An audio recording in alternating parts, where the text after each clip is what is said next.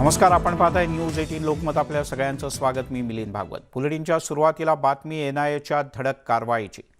एनआयएनं महाराष्ट्रातल्या बुलडाण्यामध्ये अनेक ठिकाणी छापेमारी केली आहे. आंध्र प्रदेशात दाखल झालेल्या गुन्ह्याच्या तपासाच्या अनुषंगानं एनआयएनं महाराष्ट्रातल्या बुलडाणा, गुजरातमधल्या गोध्रा इथे काही छापे घातले आहेत. भारतात दहशतवादी कारवायांसाठी संवेदनशील माहिती गोळा करण्याचा कट रचल्याप्रकरणी आंध्र प्रदेशच्या विजयवाडा इथे 2020 साली एक गुन्हा दाखल झाला होता आणि याच्याच तपासाअंतर्गत ही छापेमारी करण्यात आली आहे.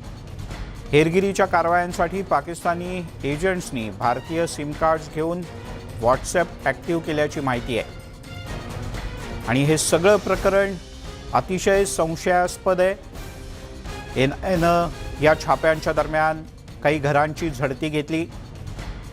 संशयास्पद सिम कार्ड आणि गुन्ह्याशी संदर्भातली काही कागदपत्र जप्त करण्यात आल्याचंही सूत्रांचं म्हणणं आहे. राहुल खंदारे आपले प्रतिनिधी आपल्यासोबत आहेत. राहुल.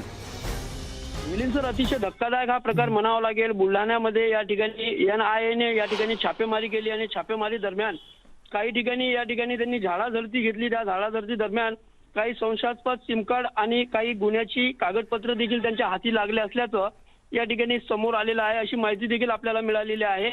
आंध्र प्रदेशच्या विजयवाडा येथे 2020 साली दाखल झालेल्या गुन्ह्यातील तपासासाठी हे कारवाई करण्यात आली असल्याची सूत्रांनी या ठिकाणी माहिती दिलेली आहे. परंतु महाराष्ट्राच्या बुलढाण्यामध्ये एनआयएच्या कारवाईने एकच खळबळ या ठिकाणी माजलेली आहे.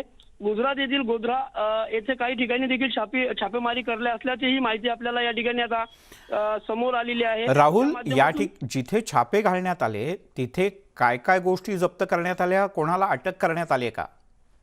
या संदर्भात एनआयएचे अधिकारी जे आहेत ते या ठिकाणी ऑन कॅमेरा येऊन बोलण्यास जरी या ठिकाणी तयार नसले, परंतु छापेमारी दरम्यान काही सिम कार्ड असतील, गुन्ह्याची कागदपत्रे देखील जप्त करण्यात आले असल्याची ही माहिती या ठिकाणी सूत्रांनी आपल्याला दिलेली आहे आणि त्या माध्यमातून ही संपूर्ण कारवाई जी आहे ही गोपनीयरित्या या ठिकाणी सुरू होती.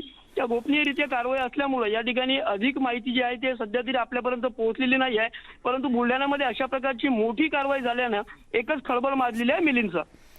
राहुल, तूर्तास धन्यवाद या सगळ्या सविस्तर माहितीबद्दल.